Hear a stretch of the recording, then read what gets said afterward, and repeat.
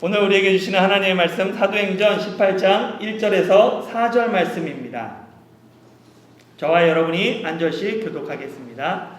그 후에 바울이 아덴을 떠나 고린도에 이르러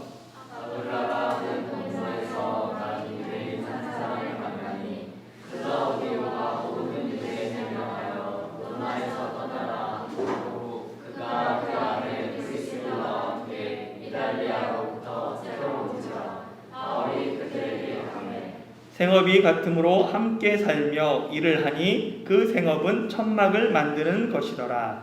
안식일마다 바울이 회당에서 강론하고 유대인과 헬라인을 권면하니라. 아멘. 지난주 수요 성경 공부 어성경이 읽어진 해가 종강했습니다. 너무나 감사하게도 이 10주 동안 단 한 분도 빠지지 않고 10주를 모두 다 함께 완주해서 정말로 감사했습니다. 마지막 식과가 사도행전과 거기에 얽혀있는 바울 서신들이었어요.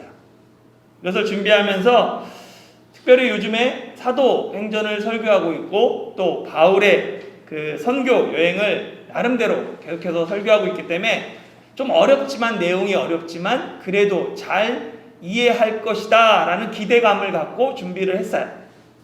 성경 공부를 해보니까 실제는 그러지 않았습니다.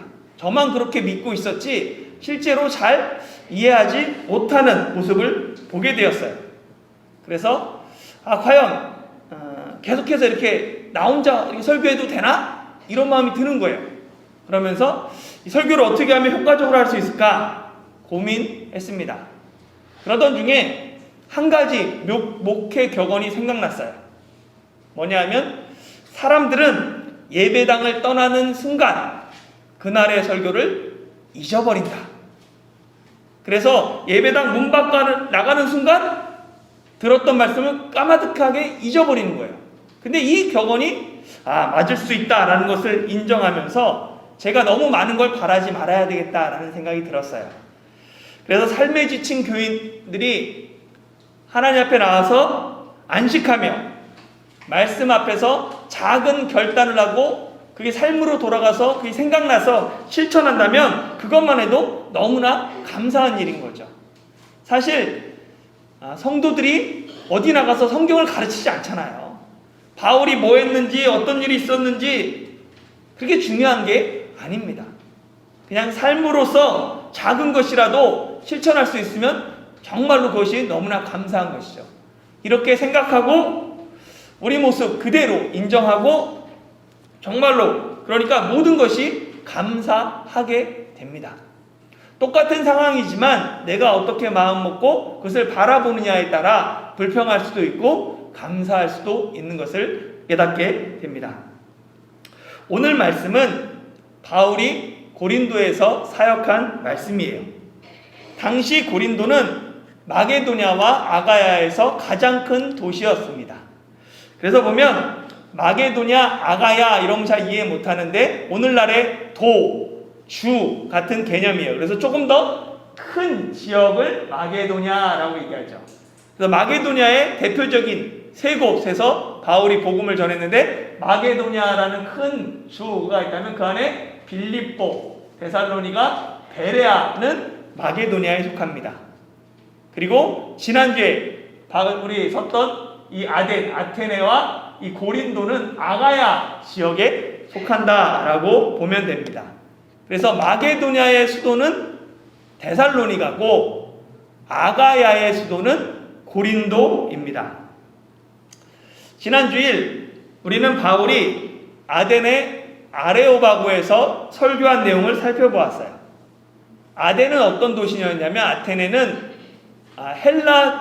헬라의 중심지였죠. 그래서 철학, 문학, 예술, 건축 모든 게 헬라 문화의 중심지였고 그곳에는 많은 신전이 있어서 우상으로 가득한 도시였어요. 고린도는 어떤 도시냐면 고린도는 국제적인 항구 도시로 여기에는 음란이 가득한 도시였습니다. 이 고린도를 보면 이 발칸반도 남쪽에 있고요. 그리고 펠로폰네소스 이 반도의 요 사이에 위치해 있습니다. 그래서 이 항구 도시가 양쪽에 항구를 끼고 이 지중해의 무역을 대부분 감당했던 곳이 고린도예요. 그러다 보니까 무역의 중심지였고 많은 사람이 모이고 번영했던 도시입니다. 고린도의 번영은 오히려 사치, 방탕한 도시로 고린도를 만들어버렸어요.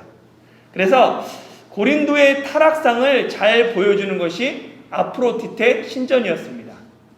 아프로디테, 미의 여신이죠. 우리에게는 비너스라고 잘 알려져 있습니다. 이 고린도의 아프로디테 신전에는 1000명이 넘는 여사제들이 있었어요. 그리고 이 여사제들이 하는 일은 신전에 온 남성들과의 성관계였습니다. 그러니까 인구 70만이 넘는 거대 도시 고린도는 한마디로 쾌락의 도시였던 거예요. 그래서 그들은 주로 음란하고 탐욕 부리고 술 취함이 가득한 도시였습니다. 그래서 헬라어로 고린도 사람처럼 행동하다, 고린도인이 되다라는 코린티아조라는 것은 음란하다, 음행하다라는 의미와 같이 사용되었고, 고린도의 친구들, 코린티아의 헤타이라이, 고린도의 아가시, 코린디아의 코라이, 그것은 매춘부를 뜻하는 의미로 사용되었습니다. 그래서 바울은 고린도의 제약을 이렇게 기록하고 있어요. 고린도전서 6장 9절에서 11절에 보면 불의한 자가 하나님의 나라를 유업으로 받지 못할 줄을 알지 못하느냐, 미혹을 받지 말라. 음행하는 자나 우상 숭배하는 자나 간음하는 자나 탐색하는 자나 남색하는 자나 도적이나 탐욕을 부리는 자나 술 취하는 자나 모욕하는 자나 속여 빼앗는 자들은 하나님 나라를 유업으로 받지 못하리라. 너희 중에 이와 같은 사람들이 있더니 주 예수 그리스도의 이름과 우리 하나님의 성령 안에서 씻음과 거룩함과 의롭다 하심을 받았느니라. 그러니까 하나님 나라를 유업으로 받지 못하는 사람들이 있어요. 그들이 어떤 사람들이냐면 음행하는 사람, 우상 숭배하는 사람, 간음하는 사람, 탐색하는 사람, 남색하는 사람, 다 모두 다 우상 숭배, 신전에서 있었던 일들입니다. 도적, 탐욕 부리는 자, 술 취하는 자, 모욕하는 자, 속여 빼앗는 자들, 그런 자들이 너희가 그런 사람들 중에 있었다는 거예요. 즉 그린도 교인들이 이와 같은 사람들이었습니다. 이런 사람들이 주 예수 그리스도의 이름과 하나님의 성령 안에서 씻음과 거룩함과 의롭다 하심을 받아 하나님의 자녀가 되고 고린도 교회가 된 것이에요. 이 만연했던 이 고린도의 죄악과 음란함으로 말미암아 바울은 고린도를 이렇게 예상해요. 고린도전서 2장 3절에 보면 내가 너희 가운데 거할 때에 약하고 두려워하고 심히 떨었도다. 바울은 천하에 두려울 곳이 없는 사람이에요. 그런데 고린도에 머물 때 어땠냐면 약하고 두려워서 심히 떨었었다라고 얘기를 해요. 당시 바울의 상황을 생각해 보면 바울은 의구심이 들 수밖에 없습니다. 왜냐하면 드로아에서 환상을 보고 마게도냐 가운데 확신을 갖고 마게도냐로 갔어요. 그런데 마게도냐의 첫 성인 빌립보에서는 많은 매를 맞고 옥에 갇히게 됩니다. 그래서 데살로니가로 갔더니 데살로니가에선 유대인들이 소동을 일으켜서 다시 그것을 피해서 베레아로 가요. 베레아에서 조금 사역할 만했더니 데살로니가 유대인들이 또 베레아까지 쫓아와서 소동을 일으켜서 또 어쩔 수 없이 아덴으로 갑니다. 그래서 아덴에서 좀 뭔가 해보랬더니 회당과 장터에서 날마다 변론하며 복음을 전했는데 많은 열매를 맺지 못해요. 그래서 결국은 아가야의 수도인 고린도까지 오게 되었습니다. 이런 일련의 과정을 돌아보면 바울은 의구심이 들어요. 왜 하나님이 아시아의 복음을 전하지 못하게 했을까? 바울은 에베소로 가고 싶었거든요. 아시아의 가장 큰 도시 에베소로 가서 복음을 증거하고 싶었어요. 근데 하나님이 막으셨죠. 그래서 무시아에서 이 두로아 쪽으로 가고자 했지만 또 예수의 영이 허락하지 않았어요. 왜 하나님께서 마게도냐로 인도하셨나? 의심이 들 수밖에 없습니다. 자신의 처지를 고민하면 고민할수록 음란의 도시 고린도 앞에서 자신의 약함과 두려움으로 힘이 떨고 있었던 것입니다. 이렇게 바울이 고린도에서 의기소침해하고 있을 때 바울에게 큰 힘이 되는 사람을 만나게 돼요. 18장 1절에서 3절 한번 같이 읽어볼까요? 시작. 이후에 바울이 아덴을 떠나 고린도에 이르러 아굴라라 하는 본도에서 난 유대인 한 사람을 만나니 글라우디오가 모든 유대인을 명하여 로마에서 떠나라 한 고로 그가 그 안에 브리스길라와 함께 이달리아로부터 새로 온지라. 바울이 그들에게 가매 생업이 같으므로 함께 살며 일을 하니 그 생업은 천막을 만드는 것이더라. 아멘. 이 바울이 고린도에서 브리스길라와 아굴라 이 부부를 만나게 됩니다. 아굴라는 본도 출신이라고 해요. 본도는 어디냐면 여기 비두니아 오른쪽에 본도 출신입니다. 그리고 이 브리스길라는 아내 브리스길라는 노마인으로 생각돼요. 왜냐하면 로마의 귀족 가문 중에 브리스가라는 가문이 있었습니다. 그리고 바울이 서신서에서 이 부부를 얘기할 때 브리스가와 아굴라라고 불러요. 그래서 브리스가가 원래 이름이고 브리스길라는 애칭처럼 불렀던 이름입니다. 성경에서 이 아굴라와 브리스길라 이 부부의 이름이 모두 6번 나와요. 그런데 그 중에 4번이 아내의 이름이 먼저 나옵니다. 브리스길라와 아굴라 이렇게 기록되어 있어요. 동서양을 막론하고 남편의 이름이 대부분 먼저 나옵니다. 이건. 그런데 예외적인 경우가 있죠. 아내의 이름이 먼저 나오는 경우는 뭐냐면 아내가 남편보다 유명할 때예요. 영국 연합 왕국의 여왕인 엘리자베스 2세 남편이 누군지 아세요? 잘 모르죠. 필립 에드워즈. 유명하지 않기 때문에 그래요. 그래서 항상 이런 경우에는 엘리자베스 2세가 남편 이름보다 먼저 기록됩니다. 마찬가지로 성경에서 아내 그 브리스길라의 이름이 남편 아굴라보다 먼저 기록되는 이유는 이 아내의 사회적인 지위가 더 높았거나 더 큰 영향력을 미쳤기 때문입니다. 특히 성경에서는 이름을 상당히 중요시해요. 이름의 순서가 중요한데 브리스길라가 거의 대부분 먼저 나오는 것은 브리스길라가 아굴라보다 그 외에 더 큰 영향력을 행사하는 사람이었기 때문입니다. 오늘날에도 이렇게 부부들을 보면 정말로 여자가 훨씬 더 아까운 사람들 있잖아요. 더 잘나고 사회적인 지위도 높은데 왜 저런 남자애가 결혼했나 잘 이해가 안 되는 커플들이 있습니다. 그것을 세상에서 보면 뭐냐면 평강공주와 바보 온달이고 성경적인 관점으로서 보면 브리스길라와 아굴라인 거예요. 로마 귀족 가문의 여인이 디아스포라 유대인 남자와 결혼한 것 그리고 그 남자가 천막 만드는 사람과 결혼한 것 그 이유는 잘 알려지지 않았습니다. 그러나 그들은 언제나 한 마음으로 하나님을 섬기고 교회를 섬겼어요. 그래서 이 부부의 이름이 나올 때 단 한 번도 떨어져서 기록된 적이 없습니다. 항상 남편 이름이 나오면 아내 이름이 나오고 아내 이름과 남편 이름이 같이 나오죠. 그러니까 항상 같은 마음으로 하나님을 섬기며 교회에 충성했던 사람들입니다. 당연히 이 아굴라와 브리스길라가 어떻게 만나서 결혼하는지 모르지만 로마에서 살고 있었어요. 그런데 주 49년에서 50년경에 로마의 4번째 황제인 글라우디오가 모든 유대인들을 로마에서 추방시키는 명령을 내리게 됩니다. 당시 로마에는 약 2만 명가량의 유대인들이 살고 있었는데 유대인들 사이에서 소동이 일어났어요. 그런데 이 소동이 어떻게 얘기하냐면 예수를 그리스도로 믿는 유대인들과 예수를 믿지 않는 유대인들 사이에서 충돌이 일어난 거예요. 그러다 보니까 이 글라우디오는 이로 말미암아 로마가 어지럽혀지는 게 싫어서 모든 유대인들에게 추방 명령을 내립니다. 그로 말미암아 로마에서 아굴라와 브리스길라가 추방당해서 고린도까지 오게 돼요. 이 고린도에서 사도 바울과 이 아굴라 부부가 만납니다.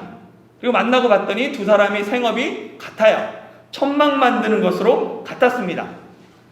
유대인들은 부자나 가난한 사람이나 자녀에게 신앙을 넘겨주고 또 한 가지 기술을 가르쳐주는 게 유대인들의 관습이었어요. 그래서 유대인 랍비 중에는 아들에게 기술을 가르치지 않는 것은 그 아들을 도둑으로 만드는 것이다 라고 가르칠 정도로 반드시 먹고 살기 위해서 그것들을 가르쳤습니다. 아굴라에게는 천막 만드는 그 기술이 있었고 브리스길라에게는 돈과 인맥이 있어서 그들이 아예 천막 만드는 회사를 이 고린도에 차렸고 바울이 거기서 함께 합류했다라고 말하는 학자들이 꽤 있습니다. 그럴 정도로 이 바울과 아굴라가 그곳에서 함께 일했는데 보면 고린도에서 함께 일하면서 안식일마다 바울은 회당에서 강론하며 복음을 전했어요. 바울이 천막을 만들면서 사역했던 그것을 가르쳐 뭐라고 얘기하냐면 텐트 메이커라고 얘기하는 거예요. 텐트 메이커 들어보셨습니까? 천막 만드는 사람들 이렇게도 얘기하지만 사전적인 의미에 보면 그것뿐만 아니라 자비량이라는 뜻을 갖고 있어요. 그러니까 바울이 천막을 만들면서 스스로 사역비를 벌면서 자비량으로 선교했던 것을 유래해서 그런 선교를 텐트 메이커라고 부릅니다. 주로 선교에서 사용됐던 이 텐트 메이커가 이제는 목회자에게도 필요한 시대가 되고 있어요. 지금으로부터 7년 전인 2013년에 목회와 신학에서 설문조사를 했습니다. 거기 설문조사 결과 목회자의 67%가 최저 생계비를 받지 못하고 있어요.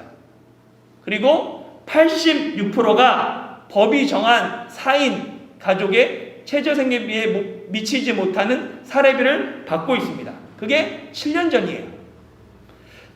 그때 이 설문조사로 말미암아 목사 이중직에 대한 문제가 수면 위로 떠올랐어요. 목사 이중직이라는 건 뭐냐면 목사가 목사 외에 다른 직업을 갖는 문제죠. 그래서 교회 헌법에서는 목사의 직무를 얘기하고 있는데 목사의 직무는 주로 이 교회와 관련된 일입니다. 그래서 7년 전에는 한국의 대부분 교단들이 목사의 이중직을 법으로 금지했어요. 이건 옳지 않다. 그렇게 결정을 했는데 그 후 점점 교인 수가 줄어들어요. 그리고 목사 수는 늘어납니다. 목회만으로 생계를 끌어갈 수 없는 목회자가 계속해서 늘어났습니다. 그래서 법은 목사의 이중직을 금지하는데 현실은 점점 일하는 목회자가 늘어나는 거예요. 결국 주요 교단들은 현실을 인정하고 목사의 이중직을 점차 허용한 쪽으로 가고 있어요. 그래가지고 지금은 원칙적으로는 이중직을 금하지만 생계를 위한 이중직은 예외로 허용하는 교단이 많습니다. 불과 몇 년 사이에 목회 현장이 빠르게 변하고 있어요. 이 빠른 변화에 더 불을 지핀 게 뭐냐면 코로나19입니다. 그런 말미암아 훨씬 더 빨리 늘고 있어요. 그래서 요즘에는 오히려 목사가 일해야 한다라고 이야기하는 사람이 늘고 있어요. 세상에 미자립 교회는 없다. 미자립 목사, 미자립 선교사만 있다. 그렇기 때문에 목사나 선교사도 일할 수 있으면 일하면서 교회에 부담을 덜어야 하고 또한 목회자가 스스로 생계를 유지하면서 목회하면 교회에 눈치 보지 않고 소신껏 당당하게 목회할 수 있다라고 주장하기까지 합니다. 그러나 가장 성경적인 것은 목회자가 오직 목회에 전념할 수 있도록 그런 환경이 되는 것이 가장 좋지요. 레위인이나 제사장이 오직 주의 일에 전념할 수 있도록 나머지 12지파가 레위 지파를 책임지는 것, 그것이 성경적입니다. 그러나 역사를 보면 이것이 지켜진 게 그렇게 길지 않아요. 대부분은 잘 지켜지지 않았어요. 그래서 레위 지파가 머물러야 되는 48개 성읍이 있는데 거기서 뿔뿔이 흩어지며 방황하며 먹을거리를 찾는 것이 성경 곳곳에 나와 있습니다. 오늘날 목회자는 구약의 제사장, 레위인과 동일시할 필요는 없어요. 1대1로 똑같이 생각할 필요가 없습니다. 그러나 하나님 나라 원칙은 지금도 유효합니다. 하나님 나라의 원칙을 지키는 것, 그것이 가장 이상적이에요. 그렇지만 현실은 이상을 따라가지 못합니다. 그렇기 때문에 현실을 인정하고 최소한 목회자가 자기 가정을 돌볼 수 있는 길을 열어줘야 할 때가 되고 있습니다. 선교사의 자립을 위해서, 또 선교사 비자가 없는, 종교 비자가 없는 창의적인 접근적인 비자를 위해서 텐트 메이커가 허용됩니다. 마찬가지로 목회자의 자립을 위해서도 텐트 메이커가 허용되어야 할 때가 되고 있습니다. 이미 목회자 중에는 주중에 일하는 목사님들이 생각보다 많이 있어요. 제 주변에도 돌아보면 생각보다 많이 있습니다.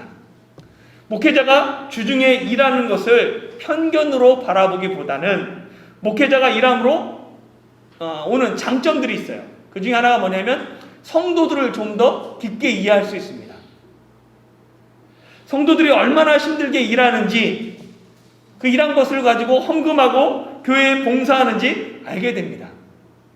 또한 목회자가 일하면서 교회 안에만 갇혀져서 세상과 담을 쌓는 게 아니라 나름대로 일하면서 교회와 세상과 소통하고 오히려 그 안에서 새로운 사역의 기회를 만드는 계기가 될 수도 있습니다. 물론 단점도 있죠. 목회자가 일을 함으로 말미암아 목회가 소홀히 되고, 또한 일에 마음을 뺏겨서 너무나 잘 돼서 그냥 우선순위가 뒤바뀌는 단점도 있을 수 있습니다. 분명한 우선순위를 정하고 목회와 일의 균형 잡는 것 어려울 수 있어요. 그러나 이런 과정을 통해서 지금과는 다른 모습의 새로운 형태의 교회, 어떻게 보면 초대교회와 같은 교회들이 시작되기를 바랍니다. 그리고 그럴 수도 있어요. 왜냐하면 초대교회 교부들은 대부분 사례를 받지 않았습니다. 그들은 일하는 게 당연한 거였어요. 일을 가지고 목회를 감당했습니다. 그리스도인 중에는 이원론적인 사상을 가진 사람들이 있어요. 그래가지고 이원론은 세상을 선과 악, 성과 거룩과 속된 것의 대립으로만 봅니다. 그래서 대표적으로 이원론에 빠지면 극단이 되는데, 이렇게 극단으로 치우치게 되는데, 목회는 거룩하지만 직장에서 일하는 것은 거룩하지 않다라는 생각이 이원론적인 생각입니다. 이런 생각은 한쪽으로 치우친 생각이죠.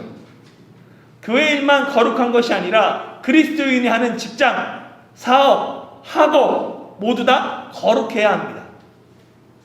어떤 일을 하느냐보다 누가 그 일을 하느냐, 그것이 더 중요합니다. 목회하지 말아야 될 사람이 목회하고 그것이 거룩하다고 그 일을 한다고 그 사람이 거룩해지는 게 아니에요.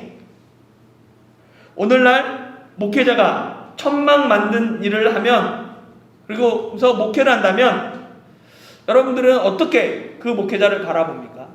긍정적인 시선과 부정적인 시선, 그 중에 어떤 게 더 많을까요? 천막 만드는 일, 이걸 바꿔서 아파트 건설 현장에서 목회자가 일하고, 주중에 일하고 주일에 목회한다. 어떤 시선으로 바라보세요? 선교사가 김치 장사하면서 선교하고 있다. 여러분은 긍정적으로 봅니까? 부정적으로 봅니까? 대부분은 부정적으로 볼 수밖에 없는 그런 환경 가운데서 자라났어요. 그런데 바울은 자신의 생업을 부끄러워하지 않았습니다. 천막 만드는 게 부끄러운 게 아니에요. 우리는 알게 모르게 유교 사상에 오래 젖어 있다 보므로 말미암아 육체 노동을 부끄러운 것으로 생각하는 경향이 있습니다. 그러나 정말 부끄러운 것은 아무 수고하지 않고 음식 먹는 거예요. 남의 것을 빼앗으려고 하는 악한 마음이 부끄러운 것이죠. 바울은 자신이 복음을 전한 교회들에게 생계를 부탁하지 않았습니다. 오히려 바울은 손수 일하면서 사역에 필요한 비용을 마련했습니다. 물론 자발적으로 기쁨으로 바울을 돕겠다고 하는 그 교회들은 그 도움은 거부하지 않고 받아들였습니다. 그러나 원칙은 복음의 대가를 바라지 않는 것이었어요. 거저받은 구원의 은혜를 거저 전하는 것, 그것이 마땅하다라는 것이 바울의 생각이었습니다. 바울은 고린도에서 천막 만드는 일을 통해 실제 도시 생활에 필요한 비용을 충당했어요. 또한 이 일을 통하여서 바울은 사회 지도층에 복음을 전하는 접촉점으로 삼기도 했습니다. 흔히 천막 만드는 일을 유목민들의 전유물로 생각합니다. 유목민들이 가축을 치다 보면 계속해서 옮겨야 하기 때문에 초원이나 들판에서 머물러야 돼요. 그러다 보면 천막에서 생활합니다.